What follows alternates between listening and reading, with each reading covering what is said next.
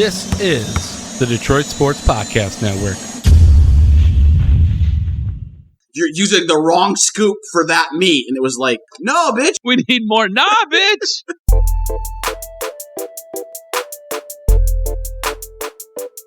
What's up? It's the practice squad. Why are we broadcasting right now? I don't really know. Stroz has been the biggest hassle imaginable all week. And so we're broadcasting today. I've been a bigger hassle than I normally am. Normally, I'm a huge pain in your ass. And this week, I think for this show, I've had you change your plans around probably 6 different times. This was absolutely an incredible week. I'm so sorry. I'm so gracious, so very gracious that you are the man that you are. And you're like, yeah, we can do that. Whatever you want. Even today, we were supposed to do a noon recording today. And I was like, can we bump that back to about 5:30, 6 o'clock? And you're like, sure. Well, and then I tweeted yesterday that we weren't going to go live at our normal time, which is normal as of like last week, to announce a new time. And 30 minutes later, you texted me to tell me it needed to be a different time. And I decided not even to share it because I didn't really know what was going to happen. We actually have a fun show planned coming up. Stroz has got some horrible boss stories he wants to share.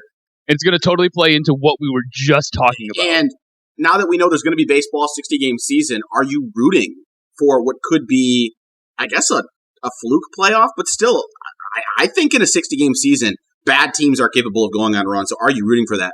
Real quickly, though, before we got into this, before we started going live, Stroz and I were just talking about Texas because, you know, things are blowing up here. Stroz, I don't know how this is going to come across.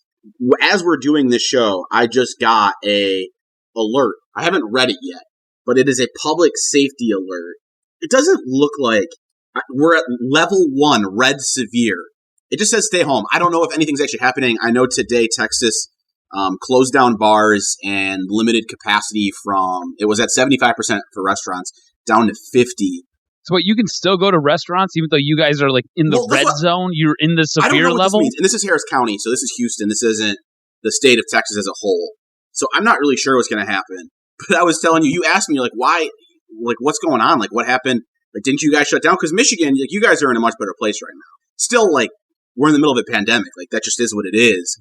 But my state and your state are in very different places right now. And credit to my friend Austin Deneen, who I met through Jim, by the way. I feel like I got to give Jim credit almost there, too. Who said it to me this way. He said, Texas tried to out-Texas the disease. We tried to out-Texas the pandemic. Basically, we're like, we're too big and powerful to worry about this little flu-like illness. We shut down for like 3 weeks. Like, you guys shut down for like 3 months. We shut down for like 3 weeks. And we're going to probably get into that. Not specifically that, but next week probably just into the Texas being Texas, I guess.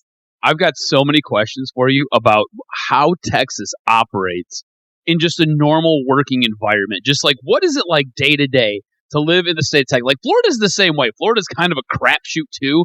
Like, one day you wake up and you see some guy wrestling an alligator and he's cracked out on meth.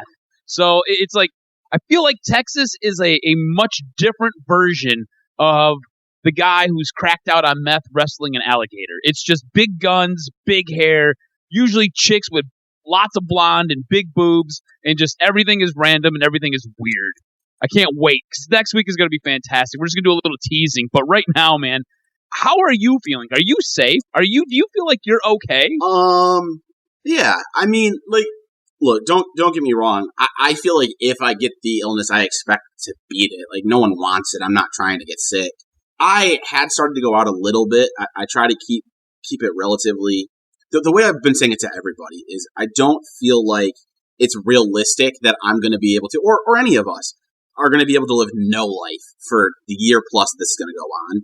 But I still think you should be cautious and like not living a normal life. And so that's kind of where I've been. I've been out a couple times. It's probably going to wind down, whether it's by choice or by government force. But I feel all right. You know, just we're in the middle of a pandemic. Like, things are going to happen. So you're not going around sticking your wiener in any glory holes or anything like that. You're not like this guy. I just, no. You don't even know where to go no glory from there. holes. I love no glory it. holes. At least not yet. I love it. I might be able to convince you yet. So what I wanted to get into, I had this thought during the week, and I was going to tweet it, but I thought, let's wait and do it here. And I realized that we're seeing all these sport leagues have the financial struggles that come with having canceled parts of seasons, not having fans in the stands, whatever. And Stroz, I think that Bob Quinn, I don't want to say he's going to look like a genius, but boy, are the Lions going to be helped out by leaving so much extra cap. Like right now, there's only two teams in the league who have more cap space than the Lions. The Redskins and the Browns. And I don't know what you're thinking right now, but the world that I'm living in sure doesn't look like there's going to be fans at NFL football games, if there even are NFL football games next season. I believe there will be games. I don't think there will be fans. Or if there are, it will not be anywhere near normal. And that means the cap's going to come down, and it's probably going to come down pretty damn hard. And so those couple teams who have money at the top, they're going to be living in a luxurious world that a lot of the league just isn't. And look, I'm not trying to give Bob Quinn credit, but I think it's going to look smart a year from now. I think there's going to be games. I think we're going to have a season. Whether or not fans are able to be in attendance or not remains to be seen. I don't know. I haven't really looked that far along. I didn't really stop and think about all of this until you said this. And I think this kind of plays back to kind of how me and you operate, right? Generally, I see the trees, and you usually see the forest. So you see the forest on this. I didn't even stop to think about how not having fans in the stands is going to impact revenue, not so much this year, but next year, and how that's going to impact the salary cap. Because I'll be honest with you, I've been quite upset with how Bob Quinn has handled this salary cap this season. Normally, he is fantastic with it. He has done a great job. It's the one thing Bob Quinn has done very, very well since he stepped in as the Lions general manager. He has handled the cap and he's navigated it supremely. It's like he just, there's a pothole there, I'll just sidestep that. There's a pothole there, I'll sidestep that. And he's gotten everything orchestrated to where this team can function. And this year specifically, they have an excess of money. At this time right now, they've got almost $28 million that they're kind of sitting on, and they haven't spent. And when you look at the way the roster's constructed, you might be scratching your head saying, hey, why haven't we upgraded our defensive line a little bit more? Why haven't we added a few more pieces here or there? What's going on? But then, like you bring up, you just take a step back, you look at the big picture, that salary cap's going to drastically change next year. It's going to have to come down, because I don't know how there's a way that the salary cap goes up or stays the same. The only direction I can see it going is going down, because I don't think you can put fans in stands and not have them separated by at least a seat or two. So if you cut your capacity in half, that's going to cut your revenue that you're grossing in half. Well, so that salary cap has to come down. I mean, there are other things. They're not going to lose everything. It's not all mutually exclusive. It's not, but it's going to hurt the bottom line of all of it, because of course there's TV revenues, there's the influx of money that comes from people buying gear, basically anything with an NFL logo on it. So you do have other revenue sources for the owners specifically, and the gate and what comes with the gate, because you got to think about it. It's not just that ticket that costs $75 and you're going with three other people. It's what those four people who are attending end up bringing that now aren't going to be attending that game, because you've got your concessions, you've got your different things that go on in the stadium, and you're going to lose money on all of this stuff. Plus, there's advertising dollars that get attached to the people who show up at these games. Like each person who sits in those seats, like Ford Field specifically, could charge an arm and a leg for an advertiser, because they can say, hey, we bring in roughly, I don't know what the capacity at Ford Field is for a football game. What is it? 65,000 people. So 65,000 people, you can put $1 on that amount. Now, if you say, hey, we've got to cut that capacity by half, that means your advertising dollars now get cut in half. So it has a whole trickle-down effect. It's not mutually exclusive, but there is a bit of a trickle-down effect, and that's all going to impact that salary cap. And here's the thing. I feel like, in some sense, you can't give Bob Quinn zero credit, because if there's one thing he's done well, it's leave flexibility in the salary cap. Now, you can't like give him full-blown credit for how smart this may make him look, just because, like, you can't anticipate a pandemic. Nobody wants the Lions chilling with $30 million in leftover money. That's a negative. But at the end of the day, Bob Quinn values the flexibility of cap space. And that's something that, like, I don't know what the free agent class looks like next year or 2 years from now or 3 years from now or whenever. But the Lions may be in a position where they can spend when nobody else can. And I will tell you that can make a big difference. I don't even know if he's going to be the one here to spend that money. And I can't even necessarily say I want him to be, but it sets up an interesting situation. And I'm torn.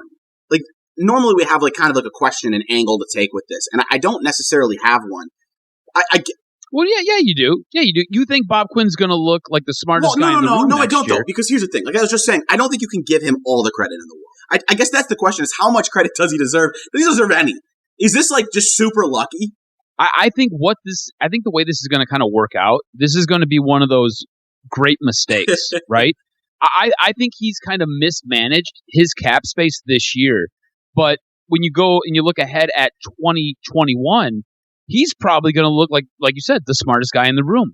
Because I don't think he's done enough with bringing free agents in to really help upgrade this roster. I know Matt Stafford's coming back, but there's no guarantee he's going to be healthy the entire year. I don't think you've gone out, and I don't think you've made an impactful free agent signing this offseason, or at least in a position that both you and I agree is a position of need. And I think the way that's going to work out is he's going to wear a dunce cap for 2020. And I already told you, I believe he's coming back no matter what next year. I don't think there's any way he doesn't. And I think it comes down to this organization does not like to pay people to just sit on their couches.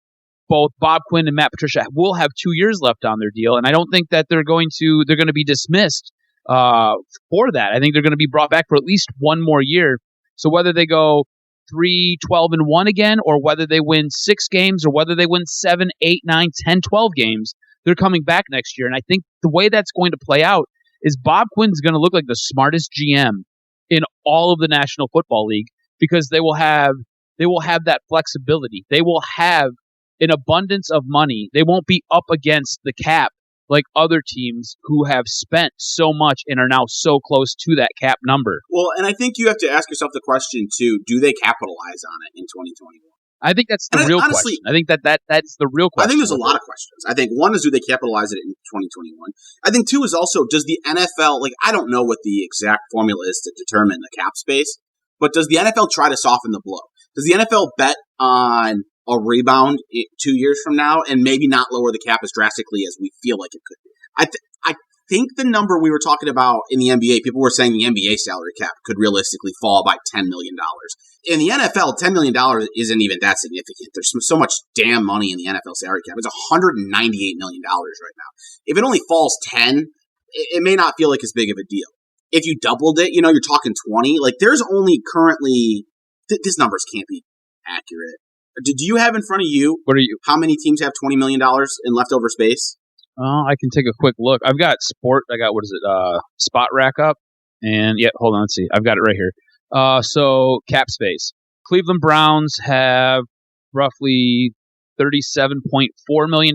Washington has $34.7 million.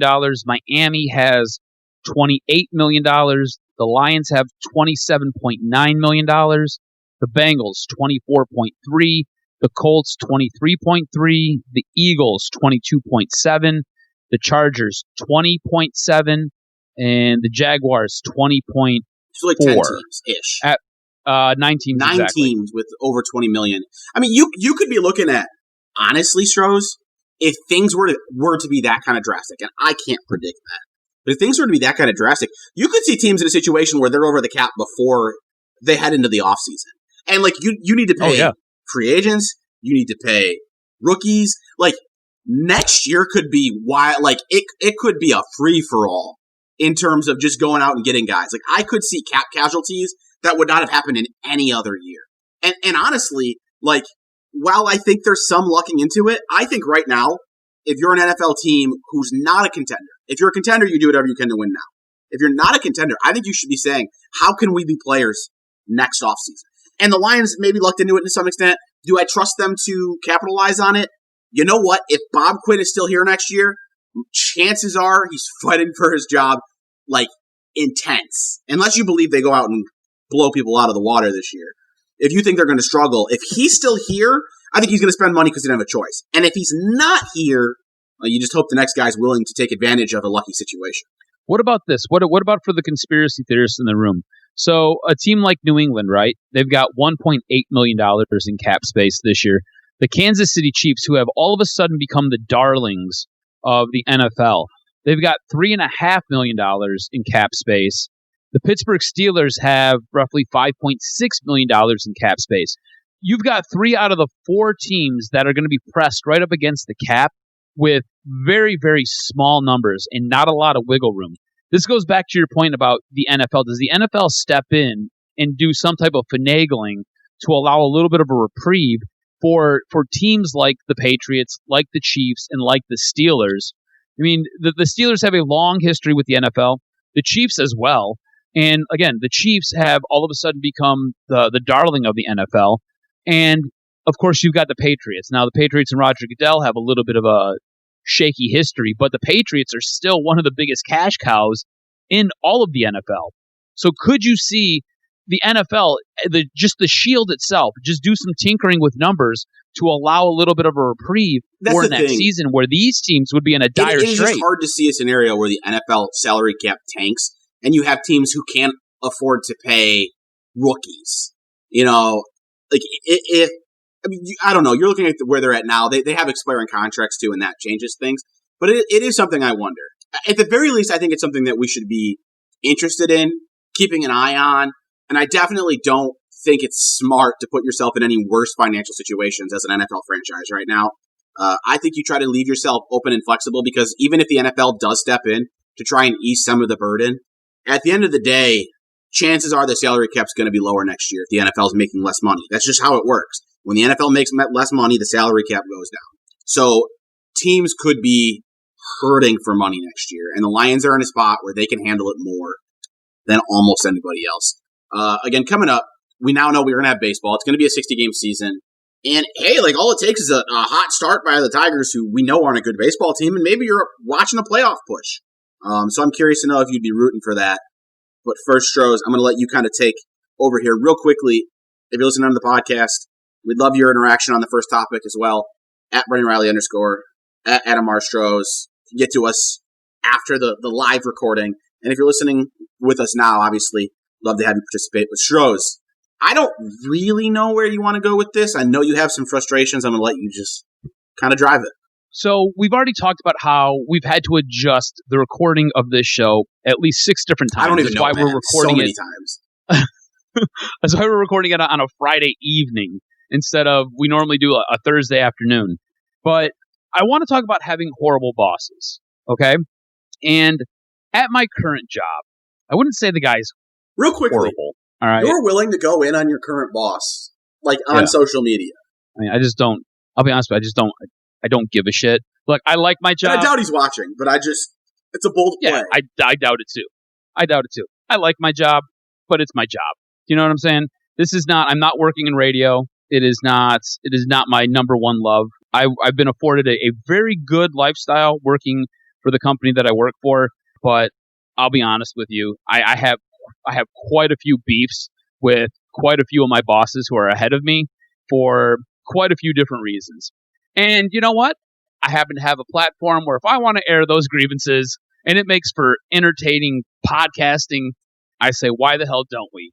And I know you got a couple interesting stories about some bad bosses, so I figured this would be a great topic for us to sit back, discuss, get some of this off of our chest, and just have a good time with it, man. I mean, look, that's what this is all about. That's what the beauty of what we do is all about. It's about having a good time, making people laugh, and just connecting with people.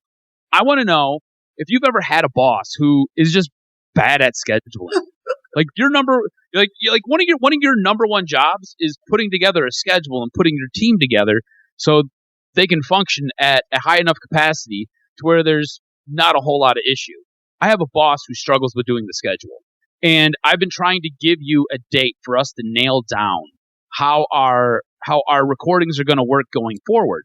And I'm like, hey, so this is kind of tentatively what's going on. And then basically 12 hours later, I'm like, so this is the news I just got. And then 8 hours later, I'm like, so this has changed again. I don't know your boss, but to be fair to your boss, obviously things changing in Michigan with gyms looking like they're going to be allowed to open and then that not happening. Yep. So, again, not all his fault. Definitely not all his fault. Just isn't.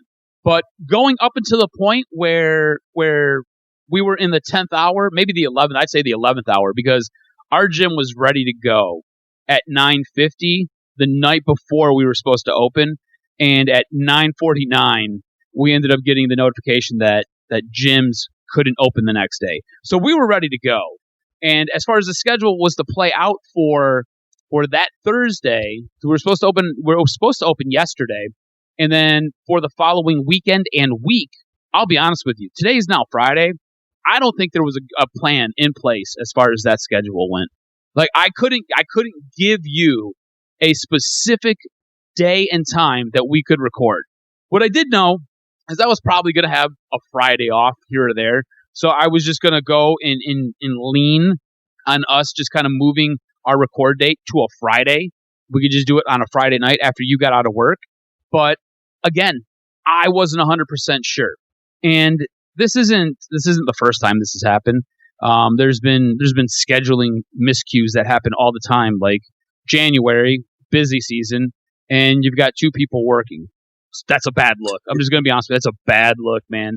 And especially when, like our specific club is one of the higher grossing gyms in the area. For my company, I think it's like the third highest EFT. So we bring quite a bit of money in, and you're going to put two people in the middle of like the sign up season to handle stuff. I mean, good luck. And that's just a boss not being really good at his job. Another prime example with this particular boss and my boss's boss. So you know me, I'm always trying to advance my career, and this probably will hinder some of my career. Maybe not the career move to go on and publicly bash your boss, but go ahead. But screw it. Whatever. It's my show. We can do this. I mean, I'm not going to stop you if you feel comfortable with it. I'll stop you from doing a lot of things. I'll even question it. Yeah. In fact, when you brought up this topic, I basically said, are you sure you want to do that? Like, I'm not going to let you shoot yourself in the foot without telling you you're going to do it. That's basically what happened. Right. You're like, Brendan, for the middle topic, I want to shoot myself in the shoulder. Like, I'm just going to hold a gun on my shoulder and shoot myself. I was like, look, man, I'm going to let you do you, but are you sure you want to do that? And you're like, yeah, let's do it. And I doubled down, and I was like, hell yeah, I want to do this. Anyways, so my boss and my boss's boss, I was looking to take over another location because there was a gym manager position that opened up. And I was like, I'd be a really good fit for this. And I got them together during the time I was laid off. I said, hey, can we get together? Can we have a quick conference call? I've got to ask you guys a couple questions. I had already talked to the district manager of that region, and she was like, yeah, just make sure you talk to your regional and make sure you talk to your club manager before we go ahead with anything. I said, all right, great.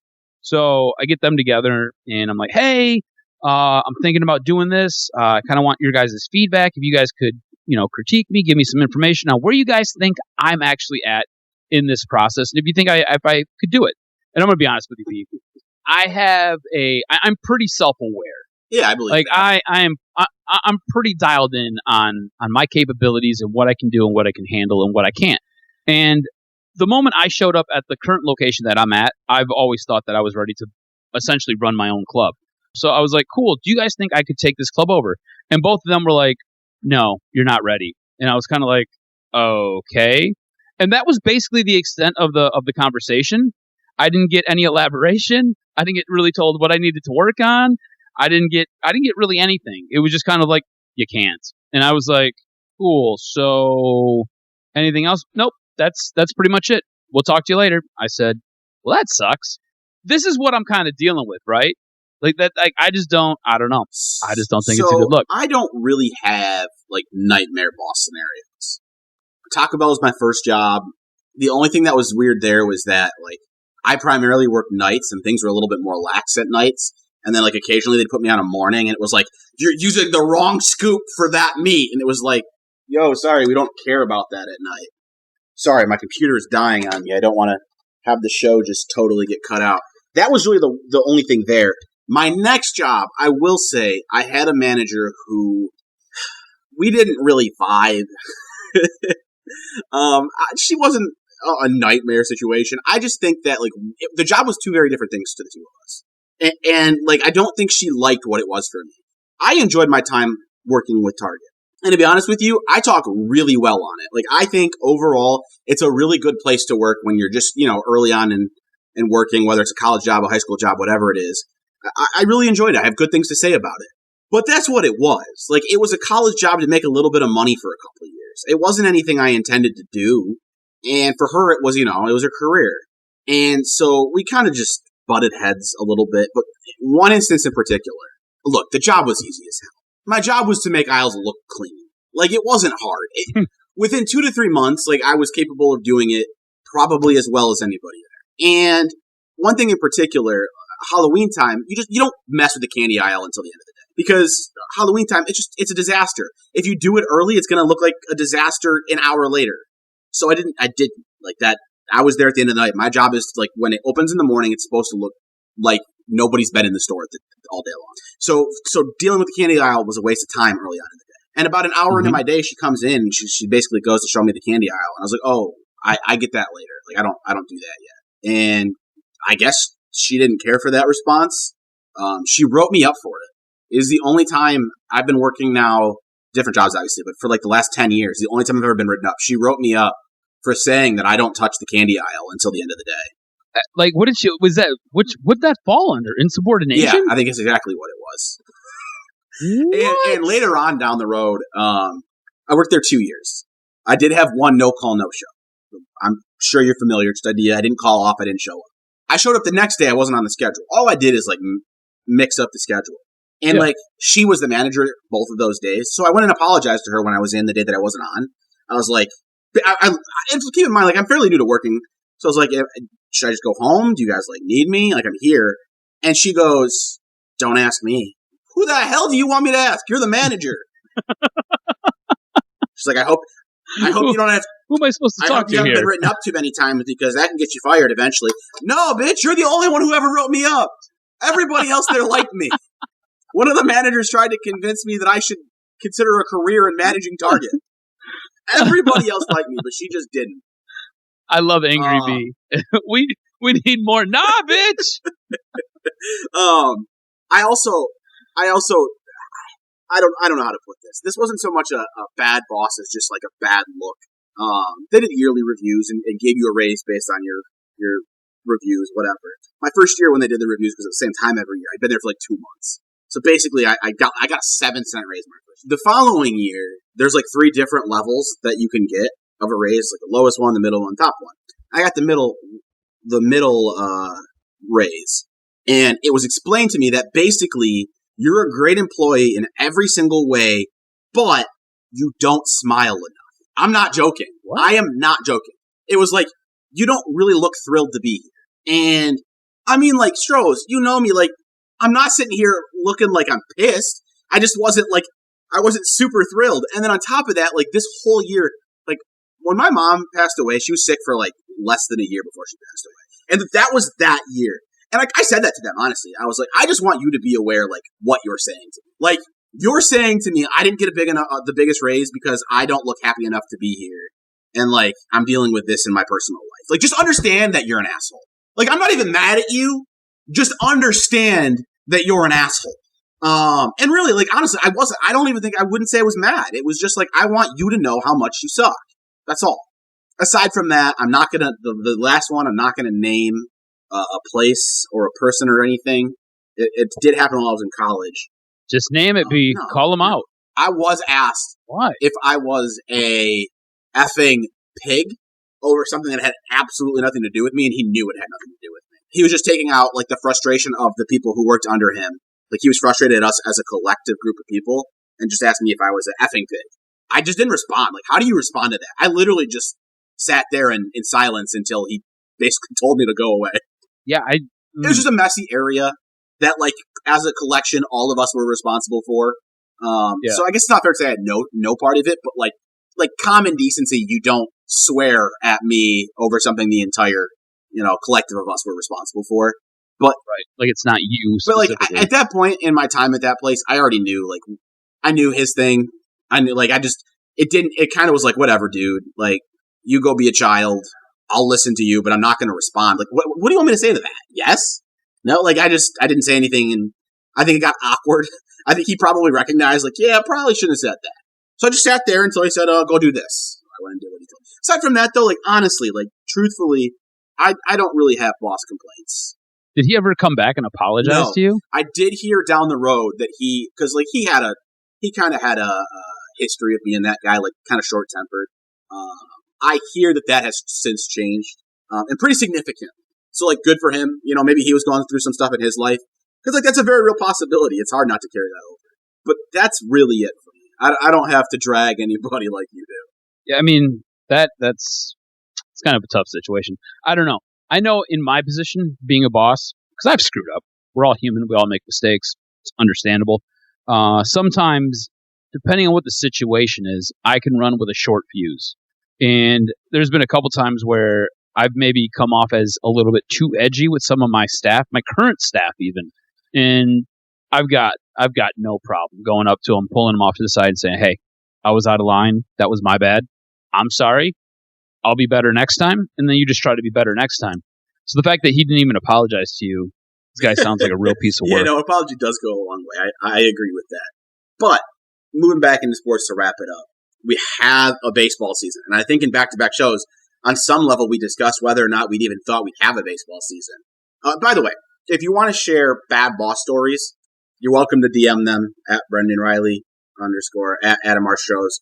We won't share them. If you don't want to share them with us, totally get it. Stroz is willing to go out on a limb, maybe a little further than most people. But we know that there's going to be a baseball season. We know that there's going to be a Tigers season. 60 games. And we have seen so many examples of bad baseball teams on hot streaks early in the season. I think it's at least worth asking, will you be rooting for the Tigers to make a fluky type run? Whether they make the playoffs or not, will you be rooting for them to be competitive? Because you're probably not going to have a ton of chances the next year or two. You haven't had one in a long time. Will you take advantage of the shortened season and enjoy it from the perspective of rooting for wins? I think this is a fantastic question. When you sent this over, I was like, man, he is so dialed in this week. It's insane. It's funny because we've had to struggle for topics a little bit, but I think I'm with you. Like, these are both good questions. Both are sports ones. I love this question because this is a weird season, man. I mean, you're living in an area right now where they didn't have a whole lot of restrictions when it came to social distancing and everything going on with COVID-19. And now you guys are basically headed back towards a lockdown. Whereas here in Michigan, we've basically been kept away from everybody for what seems like an eternity. So you have different places in the country doing different things differently, and it's leading to very different results. And this is a season where if the Tigers get hot early, and I don't know, New York's been a complete hotbed for everything going on with COVID-19, there's a good possibility that, say, a team like the Yankees could be in first place in all of baseball, and the Tigers jump out to a hot start, and then they're just kind of somewhere middling around in the middle of the season. And next thing you know, you've got teams like the Yankees, you got teams like the Red Sox, you've got teams like the Tampa Bay Rays. You have teams who could be possibly holding first place in their divisions go down with guys who just get sick, and now they're on a 14-day quarantine. And that gives a team that's very, very young, like the Tigers, a chance to make a very serious run and possibly make some noise in the playoffs. This is going to be such a strange year because baseball is also a sport that is nothing but the law of averages. You can have a guy get out to a red-hot start, and then he'll cool off somewhere around the middle of the season, and then next thing you know, Miguel Cabrera ends up with a batting average of 305, which is his career batting average. It happens like that all the time. And now what you've got is you've got a 60-game sprint. You don't have a marathon. You got a sprint. So if you start off hot and you get out to an early lead, and then next thing you know, you play 400 or 500 ball, you're in the playoffs. And the Tigers have a very real shot to make it to the playoffs. All that being said, I would much prefer them use this season as a stepping stone for next year. Use this as basically an extended preseason. Get your guys up here, get them some work, see what you have, and then start to build on what you think you've got here. I don't necessarily need you pushing all in, but I do want to put a little bit of a caveat on it. If for some reason this team's within 2 or 3 games with, say, roughly 20 games out, why not push all in? Why not? See, it doesn't necessarily hurt. See, that's the thing. Like, the answer in terms of what you should do is definitely you still want to lose, stick to the plan. Get a high draft pick, maybe work in some young guys, give them some reps because there won't be a minor league season. But I think I will start the season rooting for wins. And I suspect it's not going to matter how I start the season. I suspect the Tigers are going to show us, like we know, they're awful and lose early and find themselves out of a race. But we've been without a meaningful sports team to root for in so long that I don't care how fluky it is. I don't care how much of an asterisk it would be. Like, I want them to like, I don't even need them to win, Stroz. Like, I just need them, not need, but like, I would just love to be able to enjoy late season baseball with meaning on it. Like, they could miss the playoffs ultimately. Let me be invested in a Tigers game. And the only way that happens this year is if they're winning early. I mean, we talked about, Casey Mize starts, I'll be invested. But in terms of invested win-loss record, I'm only going to be invested if they start hot and all of a sudden we get a chance to root for a fluke wildcard appearance. You know what I mean? So I probably criticize this guy some years, but I'm not. I just want a relevant Tigers team. If we had a good Pistons team, if we had a good Red Wings team, I think I could probably live with saying, nah, screw it. Let's lose because it's what's best for us. But we don't have anything here. So I'm going to be rooting for the Tigers to win. So you want to see some good early wins. You want to see some timely wins. In the end, you don't necessarily care, though. Ethan commenting, by the way, he said it'd be cool to watch a sports team from Detroit not be awful as well. It would be nice, wouldn't it? When's the last time that we had a team that was worth a damn? Including the Lions, because that's probably the answer. 2014 Lions? I think so. Because the Red Wings have been trash for since 2009 basically. Tigers haven't been good for 2000 might have been 2014. Yeah, I was going to say, when's the last time they made the playoffs? I think it was 2014. So around the same time. So probably 2014 was the last time we had a team worth getting invested. They were swept in 2014, but I don't even know if that team counts. The Pistons made the playoffs last year, but I don't think anybody really believed in that team. You had Blake, who was dealing with a leg injury, and he got inserted in game 4 against the Bucks, and he looked like RoboCop. There was some entertainment value in Stan Van Gundy's playoff Pistons. Ooh, the ones where you thought that they were going to beat Cleveland, well, not beat, but maybe have a chance against. You were fighting for like a win against Cleveland, but like, yeah. So I'm just starved, and even if it's a misplaced hope, like I would love one season. Like I feel like that one season of the Tigers being relevant late in the year would be enough to help carry me over for a few years. And maybe if I had more faith, by the way, in their ability to rebuild. If I was confident that eventually they're going to come out of this, I wouldn't mind saying screw it, I'd rather lose. But I don't have that faith. Like, I've watched the Pistons try to rebuild for over a decade. I watched the Lions try to rebuild for my entire lifetime. The Red Wings refused to rebuild for so damn long, I don't know when they're going to be done. Like, I don't have any reason to believe that a rebuild happens without setbacks. So screw it, man. If I can get one season of relevance, I'll take one season of relevance. Here's the thing, though. How does it hurt what you're trying to do? Does it hurt what you're building towards? And that's kind of my concern, because this is going to be a weird year. It's going to be a fluke season. And in the grand scheme of things, I don't know if you believe this team can win a championship or not. Nah. So, no, I'm trying to get a wild card game. I'm trying to have a reason to care. I don't actually think they could do anything. But here's the thing. You just want to see something Does good. It hurt the rebuild enough to justify saying, yes, I want more apathy? Because that's basically what you're saying. You're saying that it hurts the rebuild so much that I'm not willing to, like, the caring about Detroit sport that I would get out of it isn't worth it. And I'm saying no. It does not hurt the rebuild enough for that. If I can have one season of carrying, I will take the setback that it brings. And it shouldn't. Like, at the end of the day, you still had a lot of high picks. This team should still be relevant in the next couple of years either way. And this isn't the NBA. Whoever you're taking with the number one pick isn't changing your franchise. They matter. That's true. And you want those guys, but like, you're not missing out on LeBron James or even like a Karl Anthony Towns, or the list goes on. Like, you're not missing out on one of those guys because of one season that you get to enjoy. So it's just it's not the ultimate like GM move that like I am. I'm usually thinking about sports as a GM. It's not that. It's much more based in being a fan. But in this case, like, I guess I'm more of a fan than I am a GM. I don't think there's a problem with that. I don't really think there is. I don't think there's a right or a wrong answer here, because I get it both ways, right? I get it's probably best for this team to lose, but at the same time, we've been so starved in this area to see anything good, to see any team worth a damn. So it makes sense to me to want this team to succeed, to want this team to go out there and possibly make it to the playoffs. I'm just going to say, I think use this season as a 60-game warm-up for 2021. That's the thing. If they were to go the route of like a very young team, I think that's the other route I could deal with, because I'd be invested in a different way.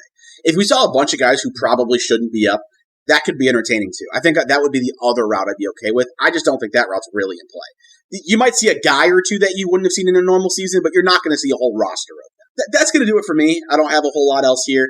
Again, if you want to weigh in, listen to the podcast back at Brendan Riley _ at Adam R. Stroz. We did have kind of like a mini announcement that I wanted to make here. I love doing the live. We're going to stop it for the time being. I think the intention, at least my intention, Stroz, I know you can speak for yourself, is to get back to it at some point. But for right now, it's just too hard for us to find a consistent, like, scheduled day. And I think it kind of defeats the purpose if we don't have that. If we're just on sporadically, it doesn't give you the reliability to know when you could hop on and interact with us. So we're going to stop the live after this week and just go back to podcast only, with the intention of going back live eventually. Yeah, I agree with you 100%. I mean, just trying to get things put together this week alone was absolutely crazy. And we've been flexible for a couple weeks in a row now. I think this is the third straight week we had a different podcast time. Yep. I don't think it does you, the listener, any good when we keep adjusting our schedule because we're trying to adjust our work schedules to accommodate doing the podcast. I just don't think it does anybody any good. I think if you guys are interested, for the time being, until we can hammer something out and get some more consistency in our lives, I think just catch us on the podcast, catch us on the network, and we'll kind of go from there. And of course, we'll keep you updated when things do settle down in both of our lives, and we're able to kind of hammer out a date that we can kind of do this live. All right, that's going to do it. Thanks for hanging out with us live. We're on the podcast. Again, one